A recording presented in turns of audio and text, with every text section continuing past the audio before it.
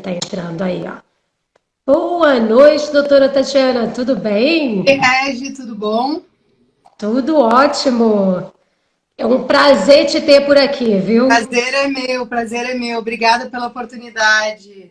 Imagina, imagina. O pessoal tá aí, ó, curioso, e como a gente sempre vem aqui trazer novidades, a ideia é passar o máximo de informação.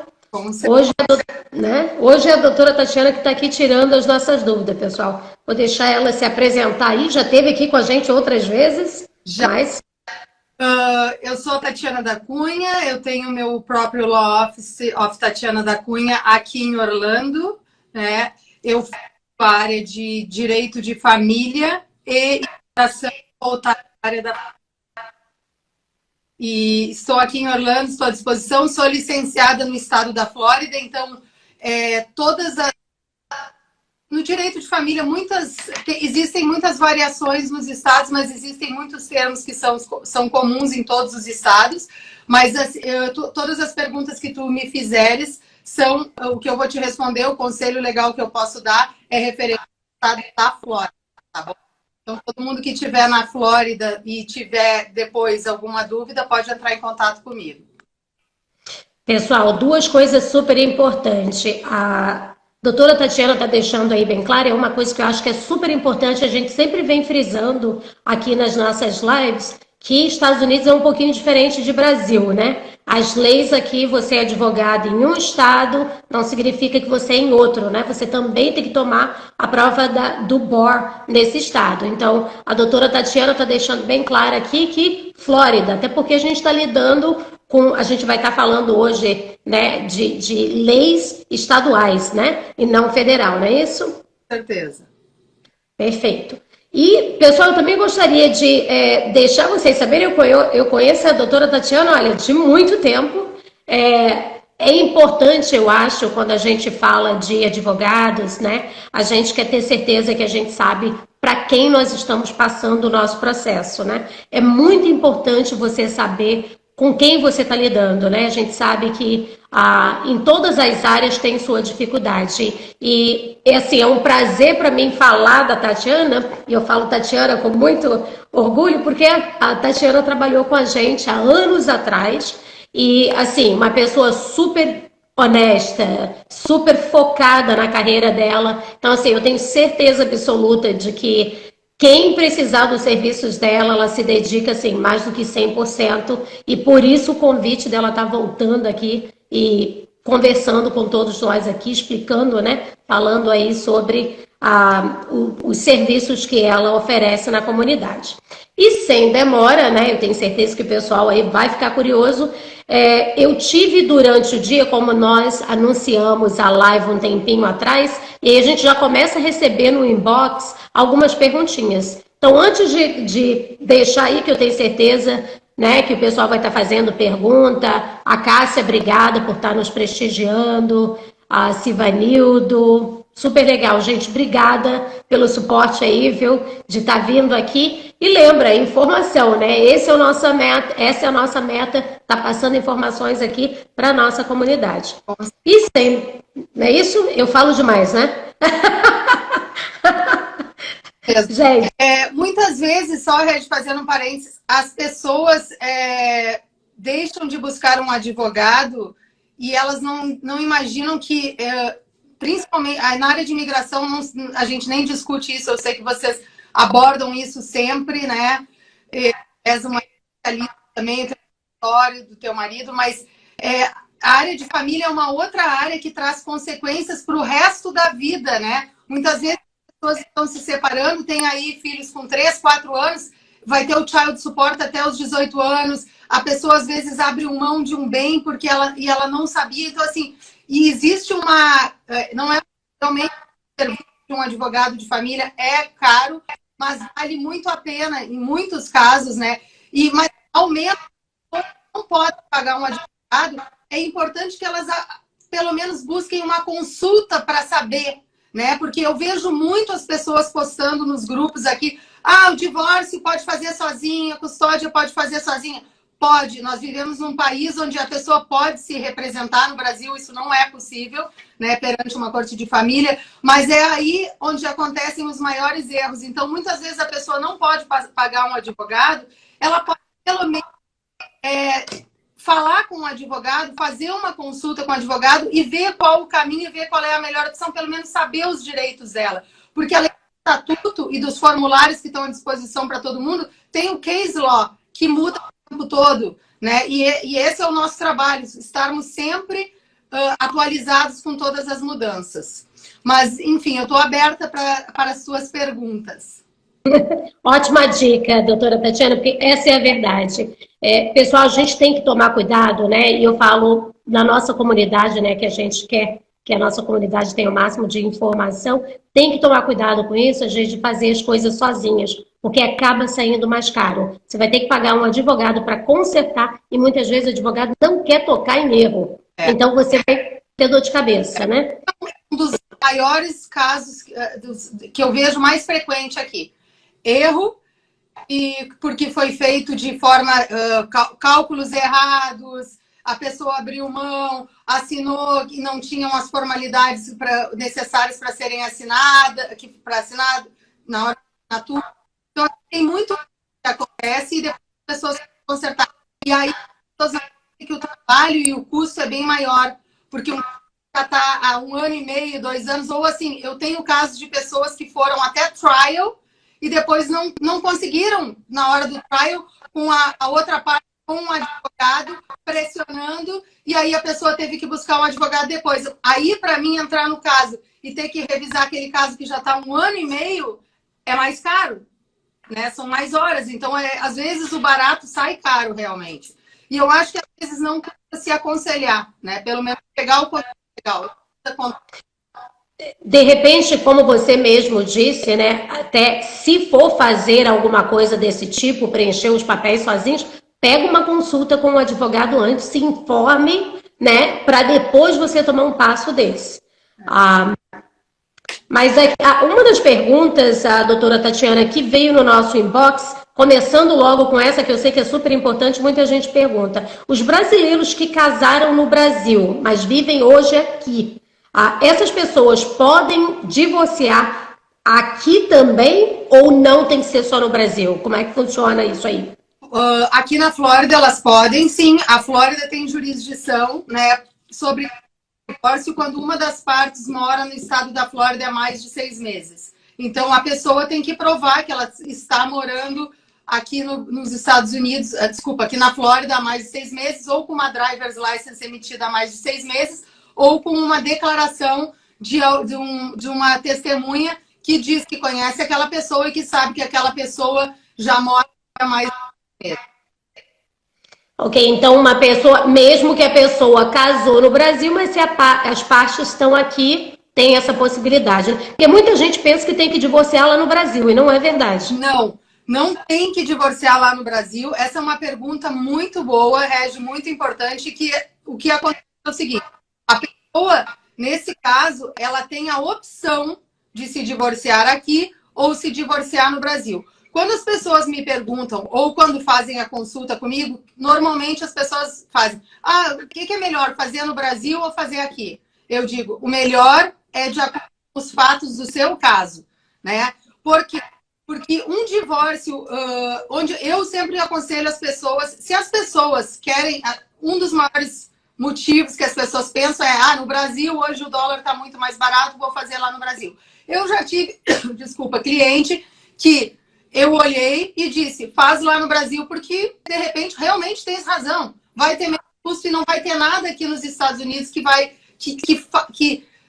seja melhor para você fazer aqui. Por exemplo, um casal que não tem filhos, né? Um casal que tem filhos não vai ter questão de child support, não tem alimony para pensão alimentícia da esposa, que os dois estão de acordo com toda a divisão de bens e todos os bens deles são no Brasil. Então, nesse caso, realmente é mais fácil lá.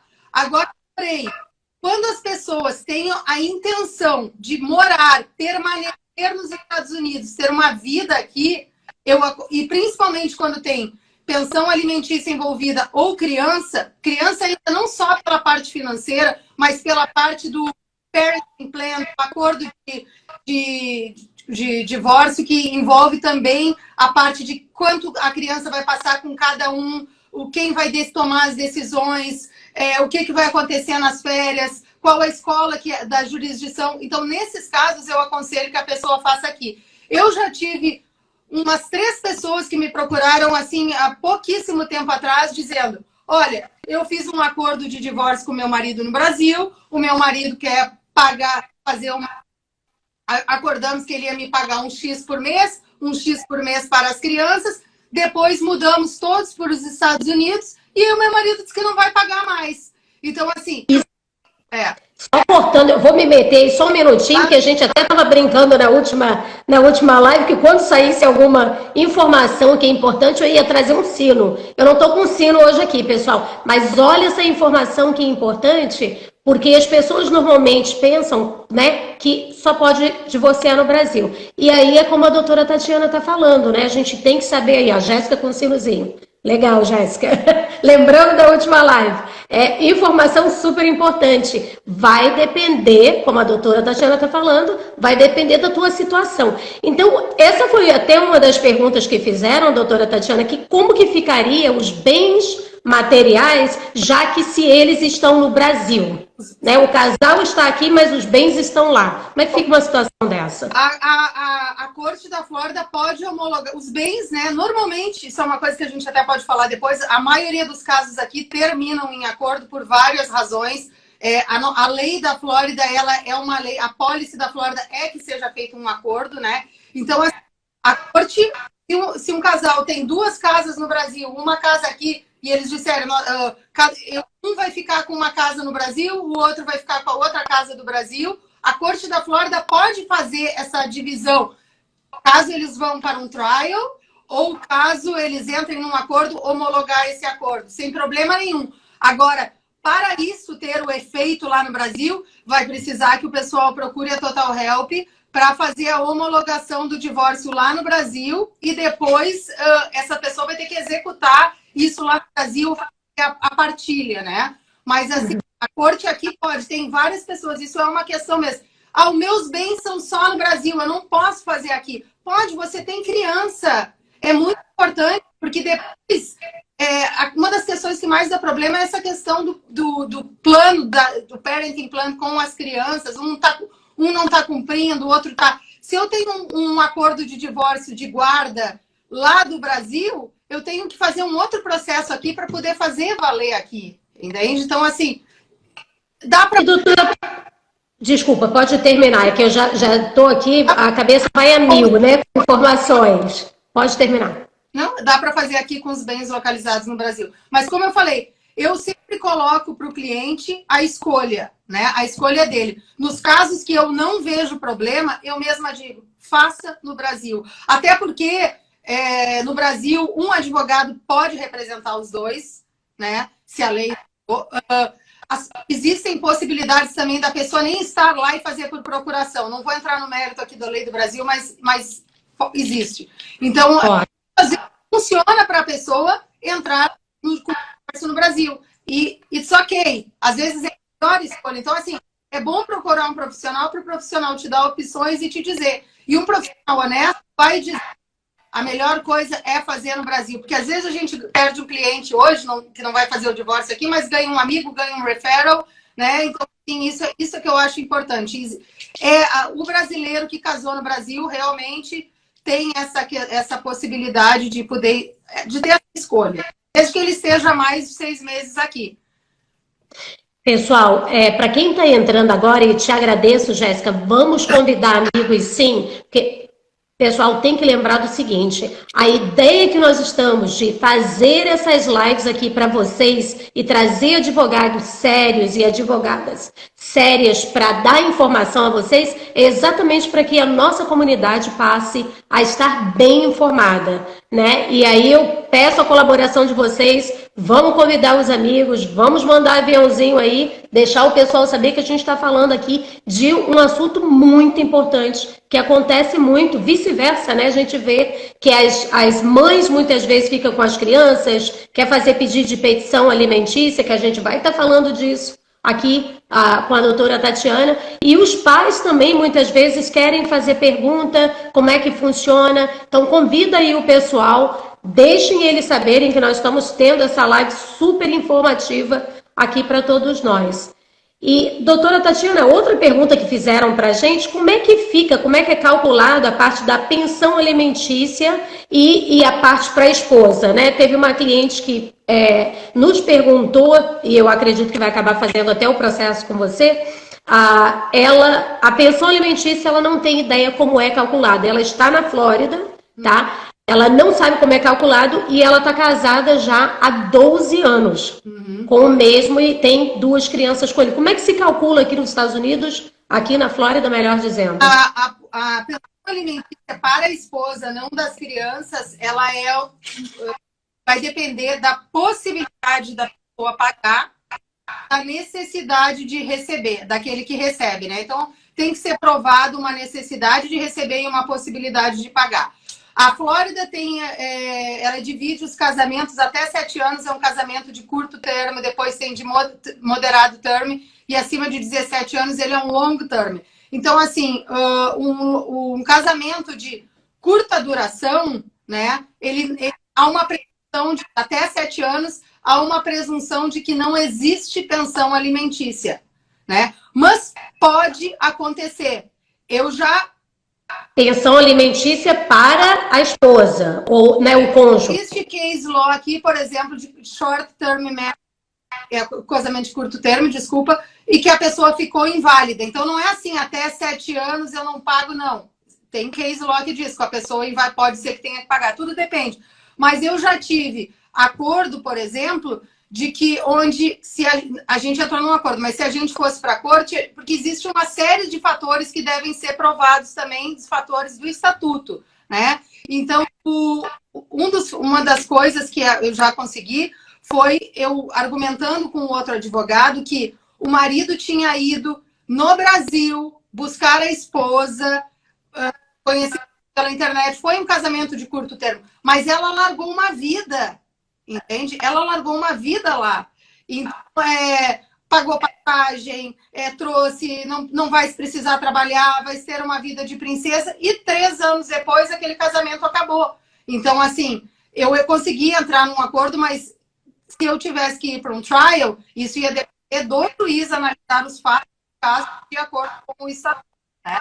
Então, assim, e existem aqui na Flórida, tudo depende da negociação, existem vários tipos de pensão alimentícia, não é como no Brasil. Existe, por exemplo, Bridge the Gap, que é passar da vida, por um tempo, passar da vida de casada para a vida de solteira. É uma transição. Existe a pensão alimentícia reabilitativa. Por exemplo, aquela esposa ficou 7, 8 anos cuidando da casa, cuidando dos filhos, agora está separada, o marido sustentava, e agora ela quer entrar no mercado de trabalho. Ela quer ser advogada.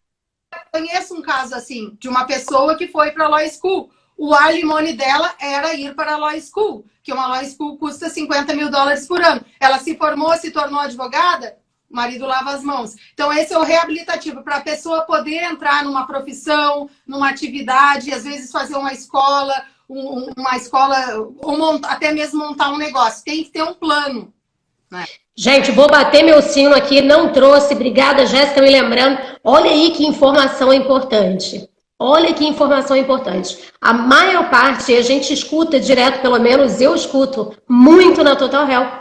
E isso aqui, desculpem aos homens, mas a gente, né, acontece muito. Muitas mulheres nos ligam que estavam no Brasil, na sua vidinha normal lá, e conheceu alguém, a pessoa vai lá, promete, né, tá em amores, a vida tá maravilhosa, né, a relação tá indo de vento em polpa, e a pessoa chega aqui e não dá certo essa relação depois de alguns anos, e essa pessoa simplesmente é mandada sair de casa. Eu escuto muito Essa semana mesmo eu escutei duas que nos ligaram que simplesmente o esposo simplesmente falou para ela: você não tem nada aqui, pegue sua roupa e saia. Olha essa informação aí, gente, que informação. E aproveitando, Regi, muitos desses casais, porque eu também trabalho assim, aí viram.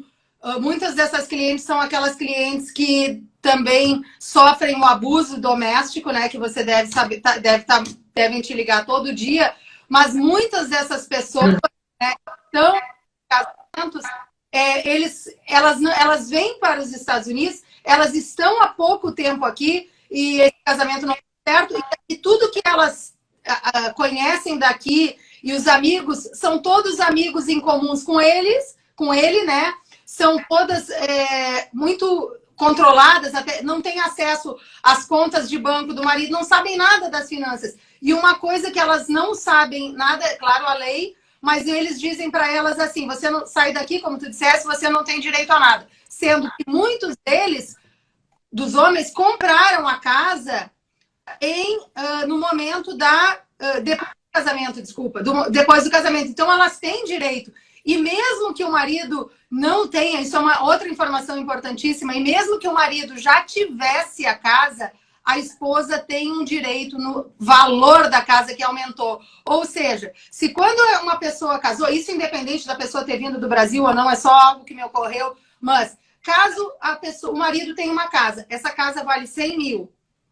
Casaram. Hoje nós estamos vivendo aqui na Flórida um mercado super aquecido, os preços aumentando muito. Eu estou falando isso porque eu estou com vários divórcios nessa situação e que a gente viu o preço das casas em agosto era um preço, em novembro era outro e hoje já está um preço muito maior. Então, quando eles casaram, aquela casa valia 100 mil. Hoje, 3 anos depois, eles estão divorciando e aquela casa vale 300 mil dólares, né? Então, tem 200 mil de appreciation. Então, desses 200 mil, ela tem direito, né?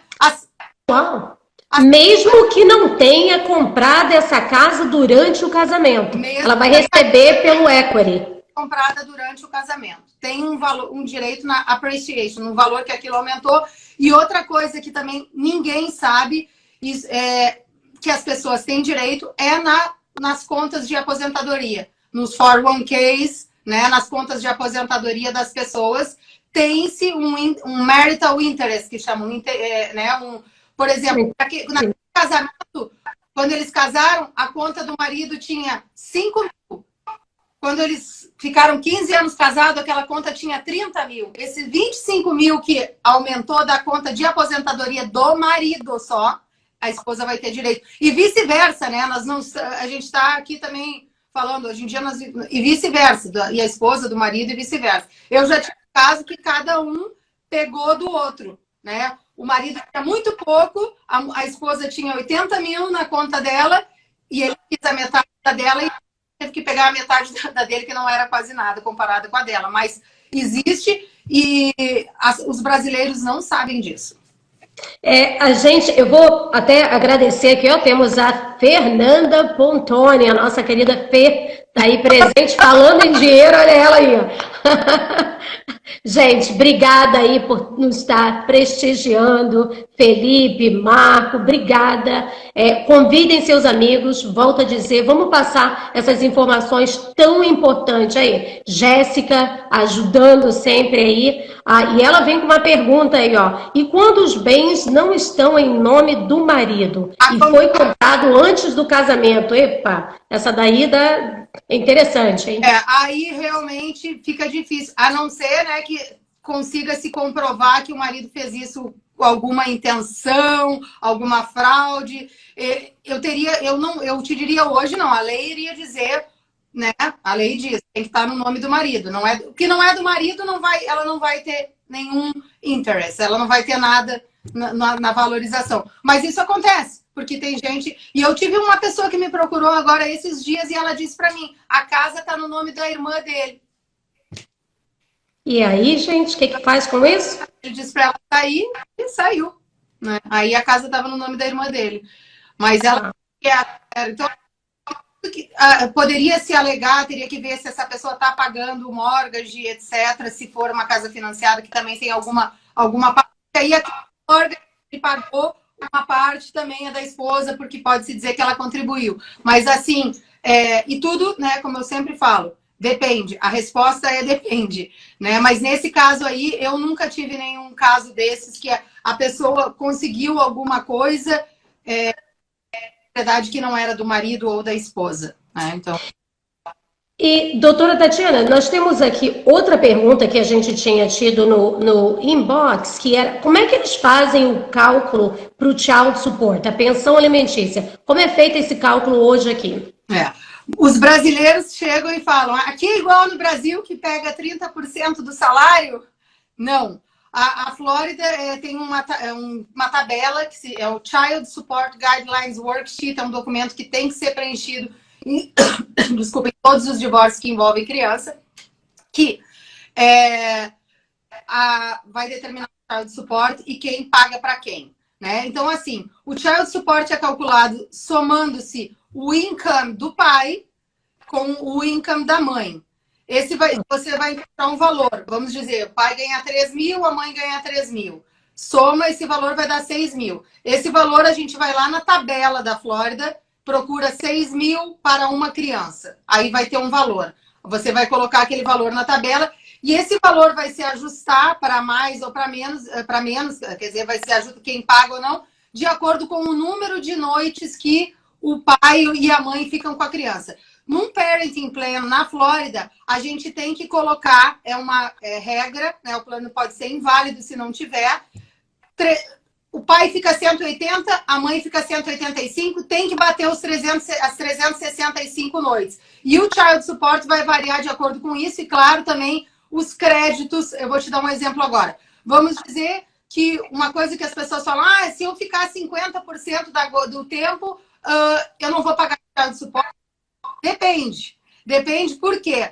Porque se o pai e a mãe ganham mais ou menos equivalente e eles dividem a custódia, obviamente que ninguém vai ter que pagar para ninguém. Agora, se o pai ganha 10 mil, a mãe ganha 2 mil e eles ficam 50% do tempo, provavelmente esse pai que ganha 10 mil vai ter que pagar. Outra coisa que vai descontando por exemplo, esse pai que ganhou 10 mil, ele paga $2.000 de atividades extracurriculares, de child care, né? Por exemplo, alguma coisa voltada com a criança, babá, alguma coisa. Ele paga o plano de saúde, ele paga outras coisas que são que podem ser deduzidas, outras despesas, e aí vai baixar o valor que ele ganha. Mas assim, quando a renda é muito diferente uma da outra, mesmo ficando 50%, tem que pagar. Né? Acaba, não é que tem que pagar, vai depender do cálculo dos fatos que entram de acordo com aquela família. Eu vejo muitas pessoas brigando, eu acho isso bem triste até, porque envolve crianças, que eu quero ficar 50% porque eu não quero pagar nada para ela, né? Acontece muito, muito. E muitas vezes eles falam isso, mas nem sabem, eles nem procuraram alguém para saber se eles vão ter que pagar ou não vão ter que pagar. É tudo suposições, né? Mas o é uma coisa que não tem como fugir, né? As partes, por algum motivo, para pedir, se chama aqui um deviation, pode pedir uma deviation para mais ou para menos, mas tem que fazer um motion para o juiz e mostrar o porquê. Por exemplo, uma criança que tem necessidades especiais, né? Pode-se fazer um deviation da tabela. Eu já vi casos agora no Covid, bastante, de pessoas que pediram para diminuir um DV por um tempo só, porque estavam ganhando menos, aí suspende, né? No caso, não seria essa mudança. Imagino que deva ter acontecido bastante, né? Porque com o Covid, né, muita gente perdeu o emprego. Então, agora aproveitando, doutora Tatiana, tá aí, pessoal. Quem é um ponto, de repente, muito importante, se você ganhava X e agora ganha Z, né? Se houver uma diferença, você pode pedir uma mudança nesse caso, né? Aí, assim, não, eu pedi, que eu digo assim, eles pediram para parar. A mudança é outra coisa. Eu te falei na hora, só para clarear, na hora que está calculando, quando a pessoa está calculando, vê, não, esse valor é muito pouco, por exemplo, vai ser muito pouco, a minha criança tem outras necessidades, isso e aquilo, pode entrar e pedir, antes de ser homologado o divórcio, um deviation. Isso é uma coisa. E muitas vezes acontece, por exemplo, a tabela da Flórida, porque realmente a tabela da Flórida eu acho que ela está bem defasada. Se eu não me engano, ela tá mudando agora, tá? Eu ouvi alguma coisa, eu tenho que procurar, mas ela quer fazer que hoje em dia o valor que tem ali eu acho bem pouco, né? A gente tá vivendo uma inflação, mas muitas vezes o child support vai pouco, vai dar pouco, e aquele pai ou aquela mãe concordam em pagar mais. Então, por exemplo, pela tabela eu tenho que pagar 500, mas eu quero pagar 1.000. Se eu colocar no meu acordo de divórcio que eu vou pagar 1.000, eu sou obrigada a pagar aqueles 1.000. Agora, se a tabela deu 500 e eu quiser fazer um acordo que eu vou pagar só 300 porque a mãe tem muito dinheiro ou o pai tem muito dinheiro, não pode. Tá? Mas no caso da deviation, que eu falei, é uma deviation no cálculo, isso aí seria antes. A modificação, isso sim, é uma pergunta importantíssima. A modificação pode...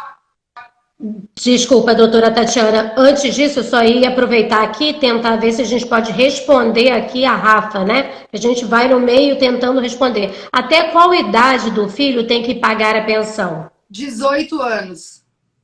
Aí, ó, pessoal, 18 anos. E se essa criança for para a faculdade, né? Esse jovem for para a faculdade, tem alguma diferença? Tem case law aqui que pode pagar a pensão, vai depender de ter alguém para fazer o argumento, até os 19 anos, né? Se a pessoa, enquanto ainda estiver estudando, porque no high school, porque tem muitos que não terminaram o high school, desculpa, até os 18 anos. Aí não trabalham, né? Estão na escola ainda. Mas faculdade, assim, o child support, não. O child support é obrigação, a não ser que as pessoas possam acordar que o pai vai pagar, mas eu não sei se, eu teria que pesquisar se entraria a título de child support, se a pessoa ficaria comprometida com o child support. Entendi. E aproveitando, como você estava mencionando de valores, né, como é calculado e tudo, como é que a corte, como é que o juiz vai saber se o que aquele casal disse lá no preenchimento dos formulários era verdade ou é verdade? Porque o que a gente escuta muito, principalmente na Total Help, é: não, ele não ganha isso não, ele ganha muito mais. Ou ela não ganha isso, ela está dizendo que só limpa 2, 3 casinhas, na realidade ela está fazendo dinheiro violento. Como é que é isso, doutora Tatiana?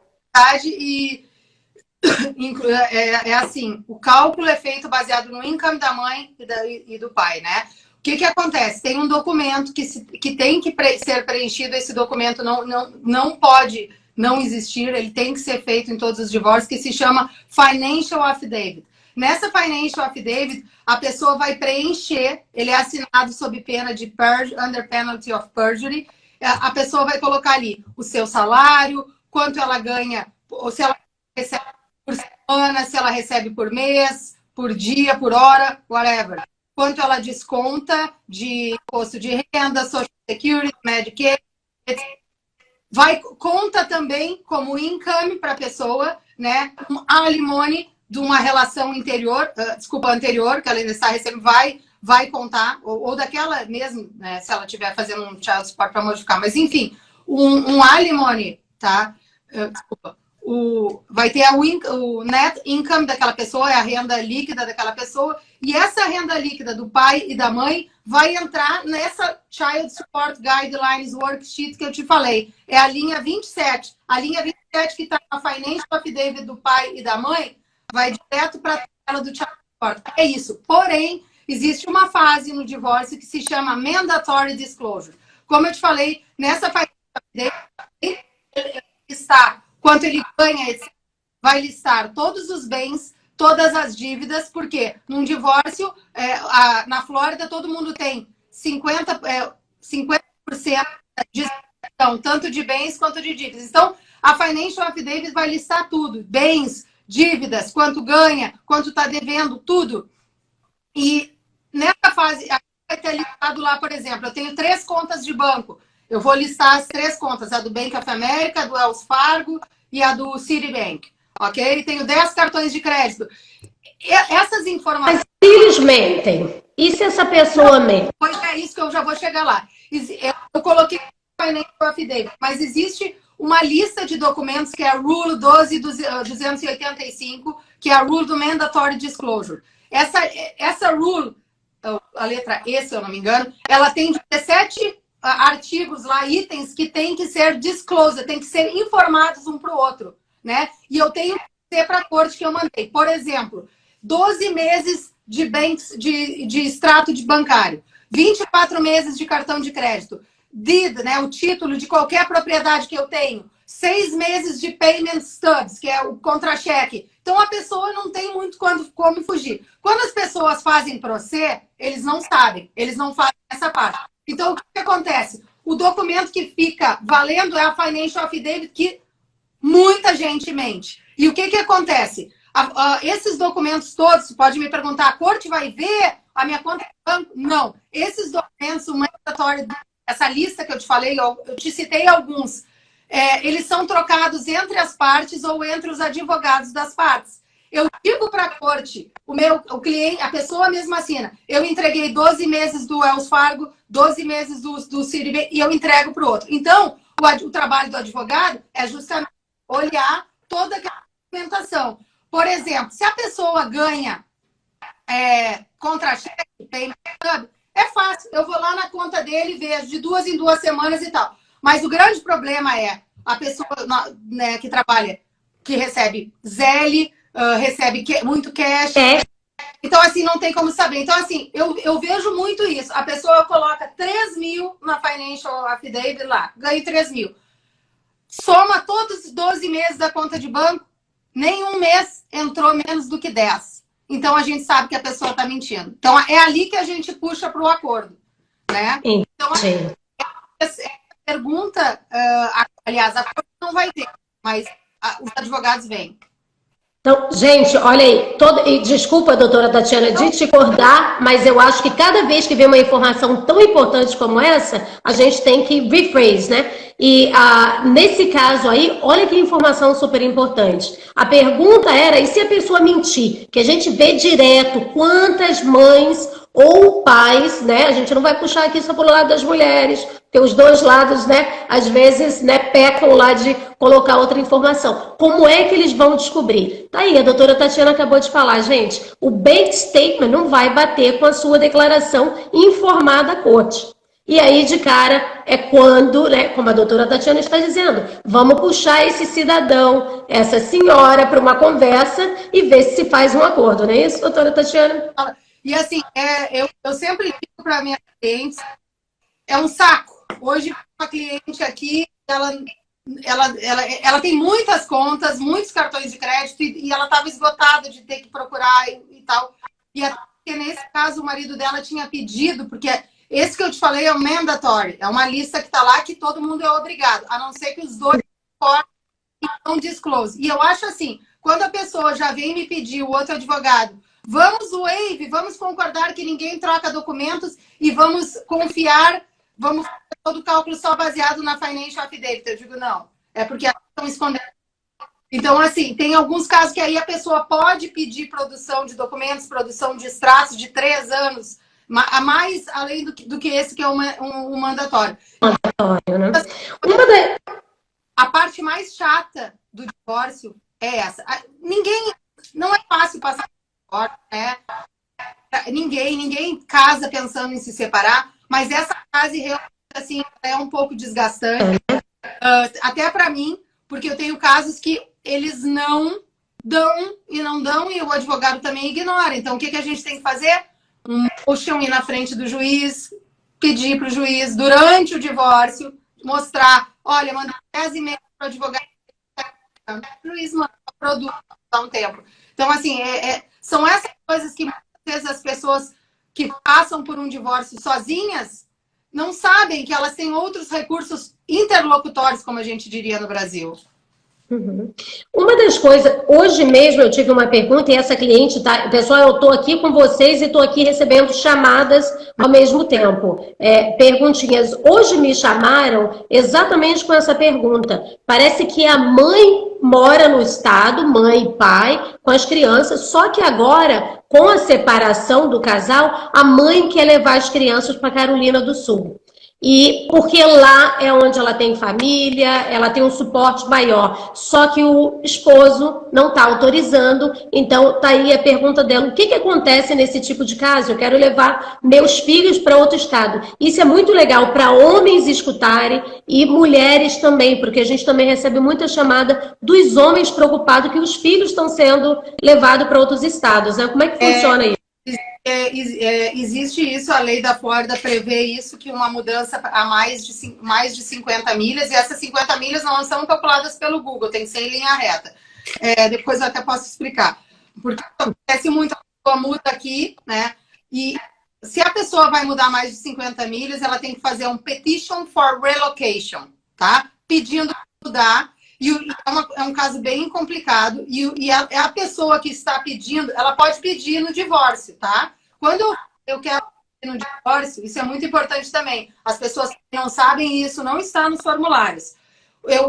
Quando eu quero fazer um divórcio com pedido de relocation, eu faço o pedido count one, count dois, eu separo. Eu tenho que pedir o divórcio, todas as coisas que eu digo do divórcio, e peço a relocation também. E a relocation, ela tem certos requerimentos do estatuto que são necessários, que senão essa petição não se sustenta. Que são dizer aonde que é o endereço, qual o endereço que ela vai morar, o telefone, e aí as razões, né? As razões, existem 11 fatores do estatuto que o juiz vai olhar. E justamente a decisão do juiz aqui é o best interest da criança. Eu tive numa audiência agora, e aí o que acontece? Essa mãe pede essa relocação no divórcio. E muitas vezes, como o divórcio às vezes demora um pouco, a gente faz um motion for temporary relocation. Eu tive uma agora, em fevereiro, que a mãe mudou de estado. E o que o juiz disse? Eu não vou olhar nem agora o temporário, mas no final, lá, quando ele for decidir se ela vai poder mudar para ficar no estado do Nevada definitivamente, ele diz: eu não vou olhar nem o que é melhor para o senhor, nem o que é melhor para a senhora. Eu vou olhar o que é melhor para a criança. Então, são 11 fatores. Por exemplo, um deles é os laços que a criança tem aqui e os laços que a criança tem naquela location lá. Né? A idade da criança, a maturidade da criança, se tem algum problema de domestic violence com os pais. Então, assim, sempre ele vai fazer a decisão, né? Quanto essa decisão de mudar vai influenciar na escola. Aquela criança está aqui, ele tem 11 anos, ele está entrando para o time de futebol, ele é um dos melhores, ele vai ter oportunidades. Outras crianças que continuaram naquele time. Então, assim, vai depender. O juiz vai olhar tudo isso. Então, assim, é um caso bem complicado e para quem quer provar, entende? Então, assim, no caso que eu tive, a pessoa estava aqui sem assistência nenhuma, né? Então, que saía, ela não estava trabalhando e ela foi ficar com a família no outro estado. Eu tenho um caso que eu estou pedindo a relocation, que é o pai que quer estar com a filha no Brasil, que já é maiorzinha. Eles vieram temporariamente para os Estados Unidos. Eles vieram para ficar 2 anos estudando. Estão com visto de estudante. E a mãe saiu de casa. E ele e a filha querem voltar, né? Então, assim, mas é aquilo que eu disse para ele, eu expliquei. E ele tem um argumento, porque o visto de estudante vai ter, né? Então, o argumento que nenhum juiz, eu acho, na minha opinião, ainda não cheguei, eu estou tentando fazer a gente trabalhar num acordo, porque a mãe já fomos para mediação, não entramos em acordo, a mãe não quer que elas vão para o Brasil, só que ele não tem saída aqui nos Estados Unidos, né? Porque ele vai ficar ilegal, eu acho que nenhum juiz vai dizer para a pessoa ficar indocumentada nos Estados Unidos, né? Já ia mencionar, se o que é melhor para a criança não é ficar aqui ilegal, né? Esse pai provavelmente tem uma grande chance. O pai tem casa, né?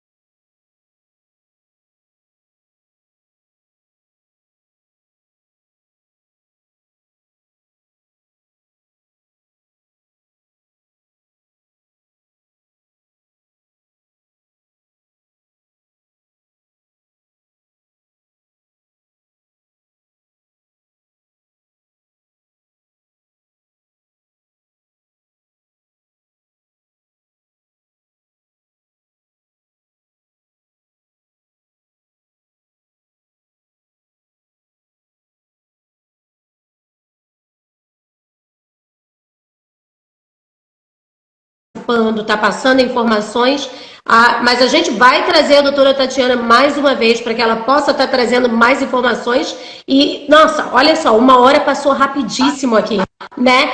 E como a gente quer salvar, eu vou dar uns minutinhos para a doutora Tatiana e eu gostaria de agradecer vocês mais uma vez por esse suporte incrível da nossa comunidade brasileira. Doutora Tatiana.